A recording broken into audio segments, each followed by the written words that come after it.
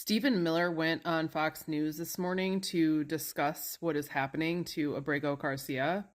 And Fox News sat there while he ranted and raved and lied his ass off. And the news host honestly looked extremely frustrated. And Fox News actually called Stephen Miller out several times.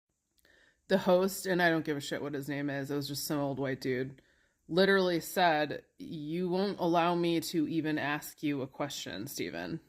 Anyways, how fucked are we? If we are so far down the fucking rabbit hole of authoritarianism that Fox News is starting to push back on Trump's cronies about this. Maybe, just maybe, some of the people at Fox might realize that they're just one bad day away from ending up in a prison in El Salvador themselves if Trump decides that they pissed him off. Anytime it's dementia o'clock, everyone could just be shipped over there, dude. This is a really big fucking deal. I would even venture to say that this is one of the most important weeks in America's entire history. What happens next in this case will determine if this country is about to plunge into a repeat of World War II.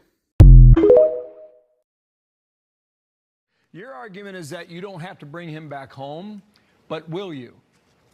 So I want to correct, I hate to do it, Bill, but I got to correct you on every single thing that you said because it was all wrong. First, we won the Supreme Court case.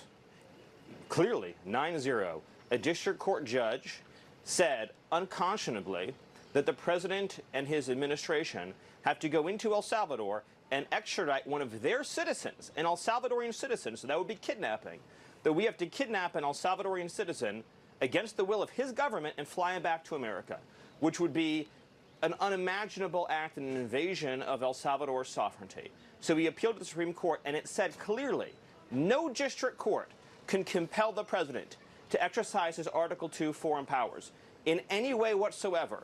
DOJ called me after that Supreme Court ruling, and they said, this is amazing. We won this case 9-0. We are in excellent standing here. So this has been portrayed wrong for 72 hours in the media.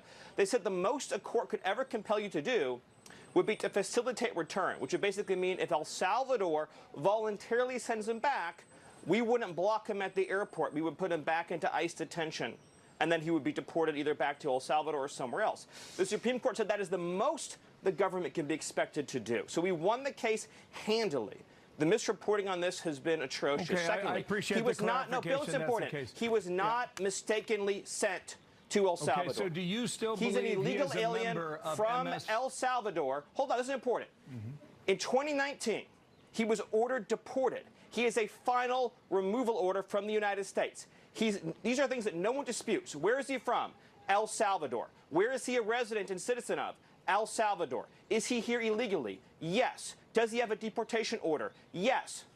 A DOJ lawyer who has since been relieved of duty, a saboteur, a Democrat, put into a filing incorrectly that this was a mistaken removal. It was not. This was the right person sent to the right place. Now, some have said, well, but he had a thing called a withholding order.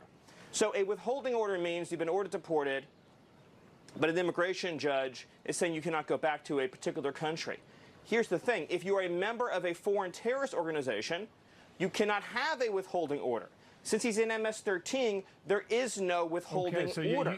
Furthermore, the gang that he is accused of being persecuted by doesn't exist anymore in El Salvador. The 18th Street gang is gone. So you have an illegal alien from El Salvador. Bill, where are we supposed to send the illegal alien from El Salvador? You haven't even to what allowed me country? to ask you a question.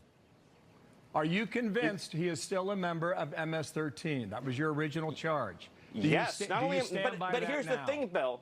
Yes, but here, not only am I convinced of it, not only is El Salvador convinced of it, Bill, he's an illegal alien from El Salvador. Says it's important for people to understand that we're on a trajectory that eventually leads to political prisoners, first non-citizens, then citizens, being sent to these camps. Yeah. And here's Stephen Miller talking about returning Garcia to the U.S. would amount to kidnapping. This is the man the Maryland man who they took to El Salvador, who isn't supposed to be there, has done nothing wrong. And now they kidnapped him. And now they're saying that it would constitute kidnapping to actually bring him back to where he belongs. Completely inverted, and a district court judge tried to tell the administration that they had to kidnap a citizen of El Salvador and fly him back here. That issue was raised to the Supreme Court, and the Supreme Court said the district court order was unlawful, and its main components were reversed 9-0 unanimously, stating clearly that neither Secretary of State nor the President could be compelled by anybody to forcibly retrieve a citizen of El Salvador from El Salvador, who again is a member of MS-13, which is, I'm sure it's his first homegrown. Who do we think it's going to be? We may not have a name, but what kind of person is it going to be? Is it going to be a lawyer? Is it going to be a politician? Is it going to be you?